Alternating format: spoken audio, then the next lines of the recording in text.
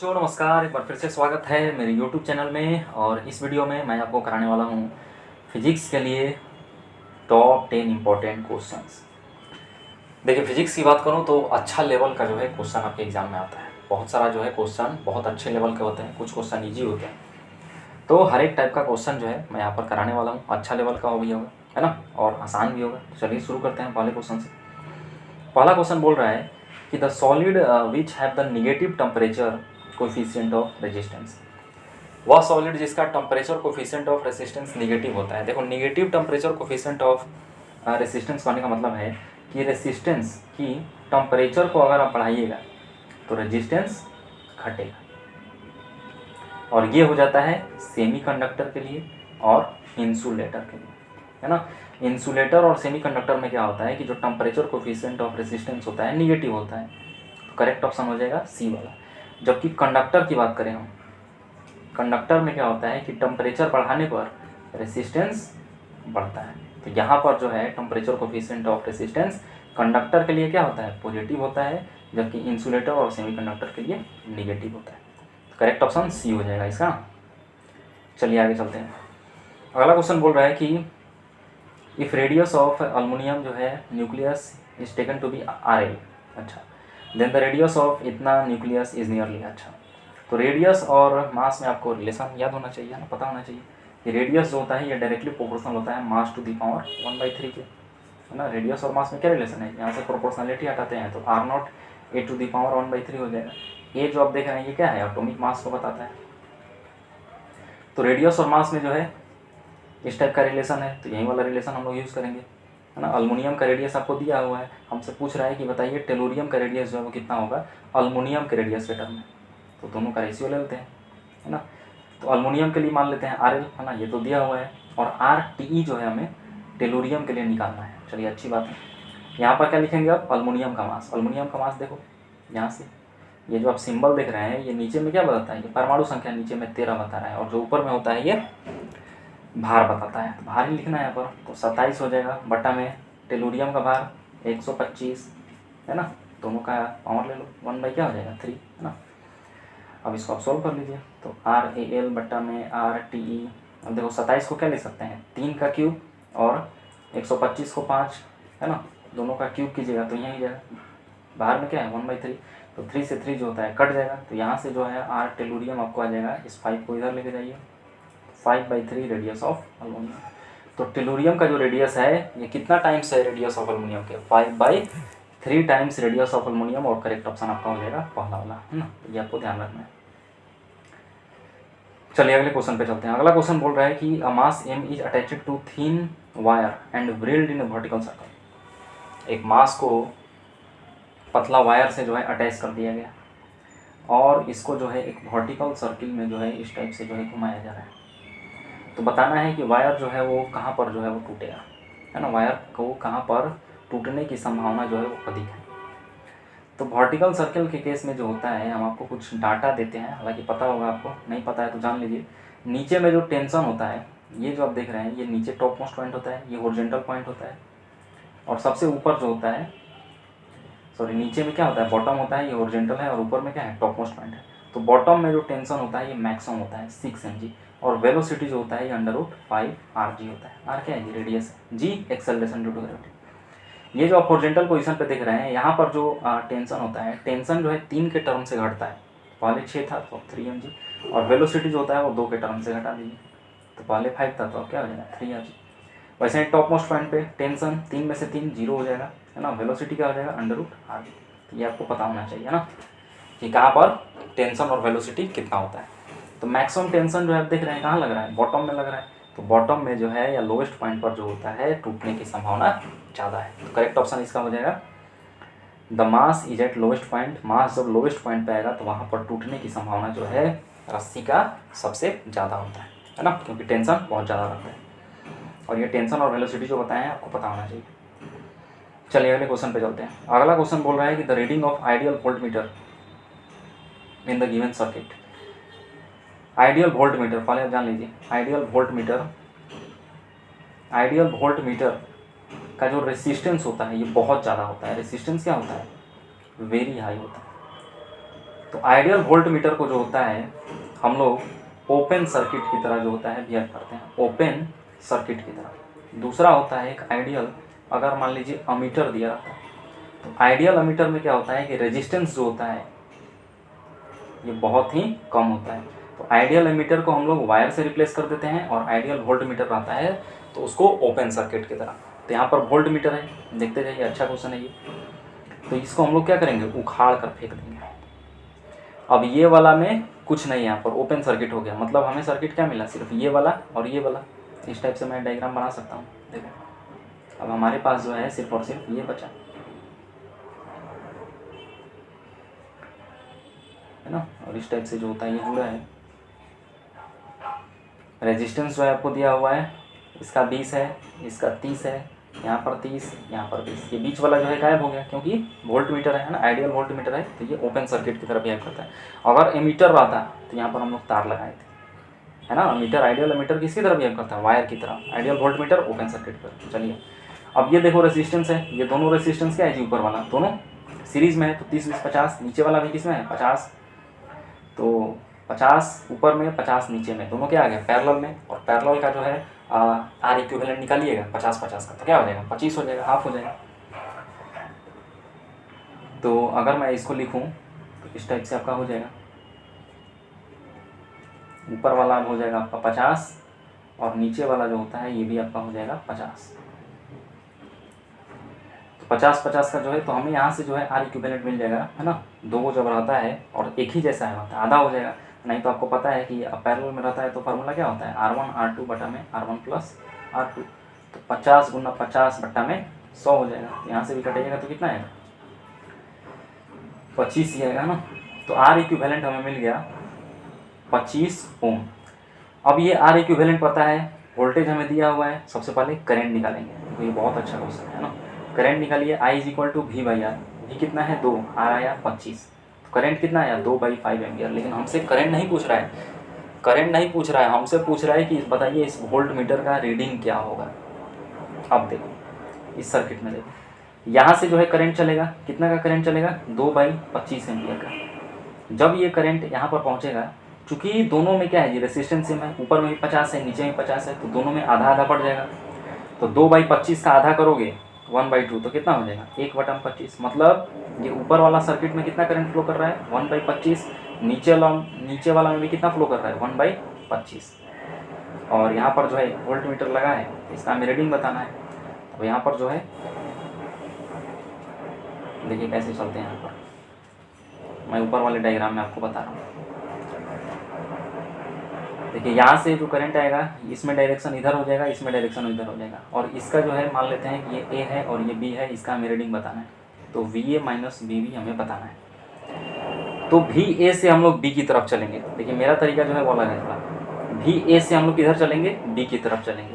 और डायरेक्शन देखिए, अगर डायरेक्शन जो है मतलब जिधर चल रहे हैं उसी के डायरेक्शन में करंट जा रहा है तो पॉजिटिव लेंगे, अपोजिट डायरेक्शन में जा रहा है तो हम लोग निगेटिव लेंगे, है ना।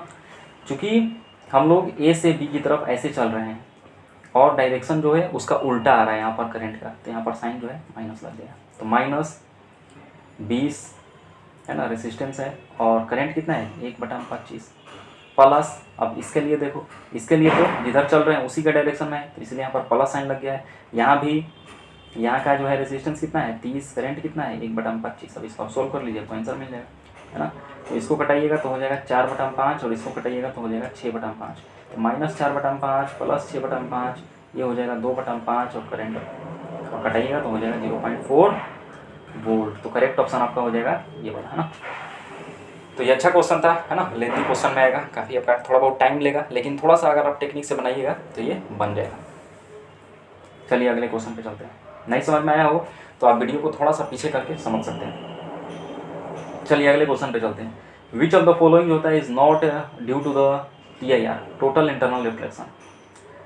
TIR के कारण जो होता है क्या नहीं होता है, डायमंड का चमकना, हीरे का चमकना बिल्कुल TIR की वजह से होता है, ये नहीं होगा।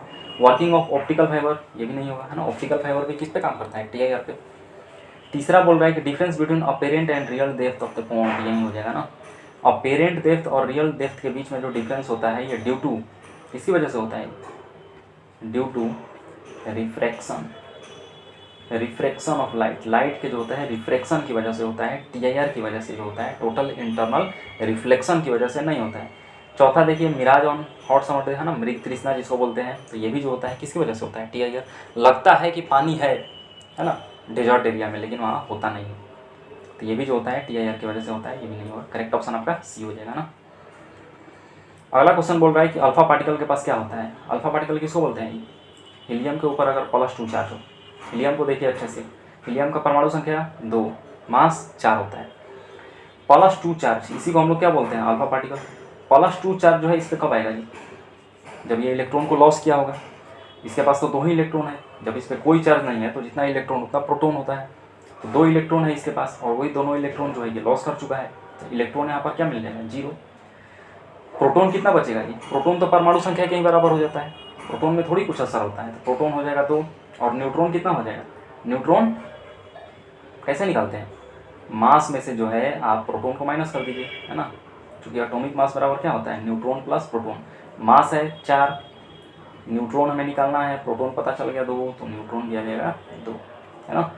तो helium particle sorry alpha particle के पास जो होता है इलेक्ट्रॉन 0 होता है, प्रोटॉन 2 होता है, और न्यूट्रॉन भी 2 होता है। 2 इलेक्ट्रॉन कट जाएगा, ऐसे ही 2 प्रोटॉन नहीं होता है। करेक्ट ऑप्शन डी हो जाएगा ना, 2 प्रोटॉन और 2 न्यूट्रॉन ही सिर्फ होता है, इलेक्ट्रॉन नहीं होता है। चलिए अगले क्वेश्चन पे चलते हैं।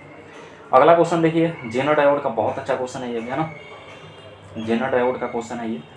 जेनर डायोड में बोल रहा है कि ब्रेक डाउन वोल्टेज जो होता है वो 15 वोल्ट दिया हुआ है। अच्छा, is use to in a voltage regulator circuit shown in the figure the current through the diode. Diode के थ्रू जो होता है, ये जो आप देख रहे हैं ये डायोड, इससे जो होता है कितना करंट जा रहा है ये आपको निकालना है। देखिए जेनर डायोड को क्वेश्चन को कैसे बनाते हैं, सबसे पहले मैं इस सर्किट को थोड़ा सा रीड्रॉ कर लेता हूँ।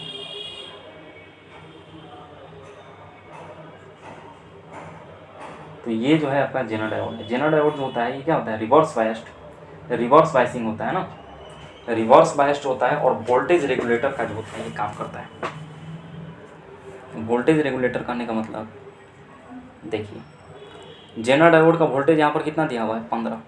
तो वोल्टेज रेगुलेटर करने का मतलब है कि जितना इसका वोल्टेज रहता है ये उतना ही वोल्टेज जो होता है ये सामने वाले वायर में जो है उत्पन्न कर देता है ना। मतलब वोल्टेज को जो होता है ये कांस्टेंट रखने का जो होता है काम करता है। तो इसमें 15 है तो इसमें भी क्या हो जाएगा, 15 वोल्ट हो जाएगा। इसका देखो रेसिस्टेंस दिया हुआ है कितना है, 1 किलो ओम। तो हमें इसका रेसिस्टेंस पता है, वोल्टेज पता है, करंट निकाल लेंगे, I = V/R, है ना। इस सर्किट में सबसे पहले हम लोग करंट देखेंगे कि कितना जो होता है वो जा रहा है। तो V जो है 15, R जो है कितना हो जाएगा, 1 किलो ओम, 1000 लिख देंगे तो इसको हम लोग लिख सकते हैं 15 मिली एम्पियर, है ना। मतलब इस सर्किट में जो करंट जा रहा है ये 15 जा रहा है। अब देखिए इसका रेसिस्टेंस आपको दिया हुआ है 250 ओम, टोटल जो है वोल्टेज है 20, जेनर डायोड को वोल्टेज मिल गया कितना, 15। मतलब ये जो वायर आप देख रहे हैं यहाँ पर वोल्टेज कितना बचा, 5 वोल्ट बचा, है ना जी। यहीं वाला 20 ना इनमें बटेगा, तो 15 जो है इसको मिल गया तो 5 इसको मिलेगा। अब यहाँ पर हमें वोल्टेज पता चल गया, रेसिस्टेंस पता चल गया, तो यहाँ का करंट आप निकाल लीजिए। यहाँ का करंट आप निकालिएगा तो वोल्टेज है 5 और रेजिस्टेंस है कितना, 250। अब इसको आप सोल्व कर लीजिए। देखो मैं इधर थोड़ा सा फ्रेश सोल्व कर रहा हूँ ना। इसका हम लोग जो है रेसिस्टेंस निकालना है, सॉरी करंट निकालना है। तो I = V 5, रेसिस्टेंस आप देखिए 250 है। इसको आप सोल्व कीजिएगा तो ये हो जाएगा 1 में क्या, 50। लेकिन हमें यहाँ मिली एम्पियर में लाना है, तो क्या करते हैं कि ऊपर में भी 1000 और नीचे में भी 1000 से भाग देते हैं, तो ये कट जाएगा 20 मिनट में। और यहाँ पर जो करंट आया कितना आया, 20 मिली एम्पियर। मतलब यहाँ पर जो करंट जा रहा है ये 20 मिली एम्पियर जा रहा है, और यहीं 20 मिली एम्पियर करंट तो इस जेनर डायोड में भी बटेगा और इसमें बटेगा। तो 20 मिली एम्पियर का टोटल करंट है, नेट करंट है। 15 मिली एम्पियर हम लोग देखें कि इधर जा रहा है, तो जेनर डायोड से कितना जाएगा ना, किरचॉफ सक्शन लॉ हम लोग यूज़ कर देंगे यहाँ पर। तो 15 जो है इधर जा रहा है, तो इधर कितना जाएगा, 5 मिली एम्पियर। यहीं वाला 20 जो है बढ़ जाएगा यहाँ पर 2 हिस्सों में। करेक्ट ऑप्शन क्या हो जाएगा, पहला वाला, है ना। नेट जो है हमें करंट मिला 20 में से हम लोग इसका देखें कि इसको 15 मिल गया, तो जेनर डायोड को कितना मिलेगा, 5 मिल जाएगा।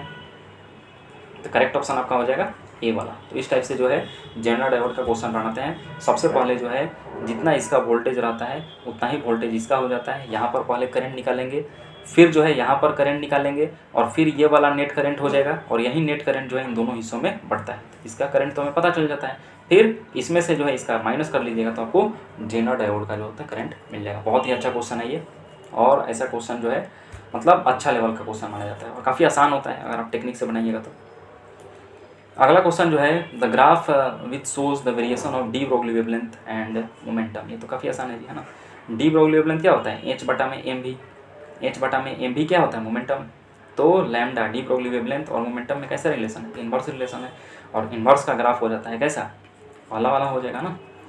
लैम्डा और पी का जो ग्राफ होता है इन्वर्स, ये क्या होता है, रेक्टेंगुलर हाइपरबोला, इसी में दिख रहा है। करेक्ट ऑप्शन ये हो जाएगा। अगला क्वेश्चन बोल रहा है कि द रेसिप्रोकल ऑफ रेसिस्टेंस, बहुत आसान है जी। रेसिस्टेंस का जो है रेसिप्रोकल क्या होता है, मतलब 1 बाई रेसिस्टेंस को बोल रहा है कि क्या बोलते हैं, तो रेसिस्टेंस एंस कंडक्टेंस, रेसिस्टेंस कंडक्टेंस है ना। तो करेक्ट ऑप्शन हो जाएगा डी वाला। वैसे ही अगर रेसिप्रोकल ऑफ रेजिस्टिविटी बोल दे तो इसको बोलते हैं कंडक्टिविटी। रेजिस्टिविटी को क्या बोलते हैं जी, कंडक्टिविटी बोला जाता है। तो रेजिस्टिविटी का उल्टा कंडक्टिविटी, रेजिस्टेंस का उल्टा कंडक्टेंस है ना। तो रेसिप्रोकल ऑफ रेजिस्टेंस क्या हो जाएगा, कंडक्टेंस। करेक्ट ऑप्शन आपका हो जाएगा डी वाला।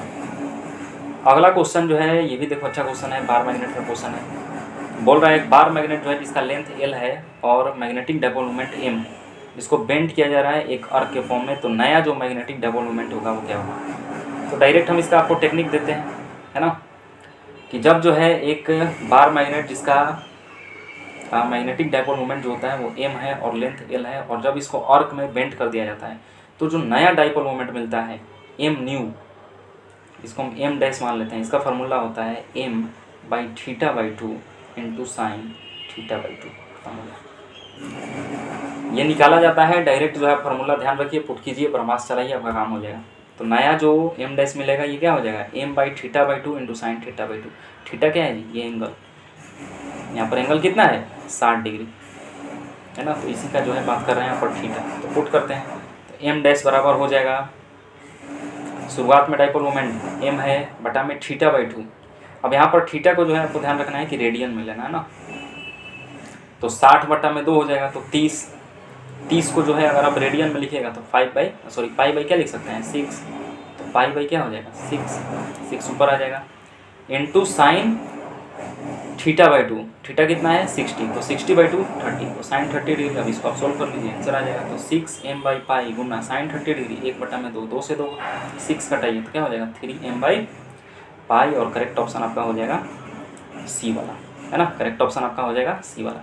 ये भी अच्छा क्वेश्चन माना जाता है, लेकिन अगर आपको ये फार्मूला पता है जो कि ड्राइव करके आता है तो आप चुटकियों में जो है ऐसे क्वेश्चन को उड़ा दीजिएगा। तो ये रहा आपका आज का टॉप 10 जो है इंपॉर्टेंट क्वेश्चन फिजिक्स के लिए। काफ़ी अच्छा क्वेश्चन था, कुछ कुछ बहुत आसान था, कुछ कुछ अच्छा भी था। तो अगर वीडियो अच्छा लगा हो तो आपको लाइक शेयर सब्सक्राइब करना है, और मिलते हैं ऐसे ही धमाकेदार वीडियो में। That's all, thank you so much.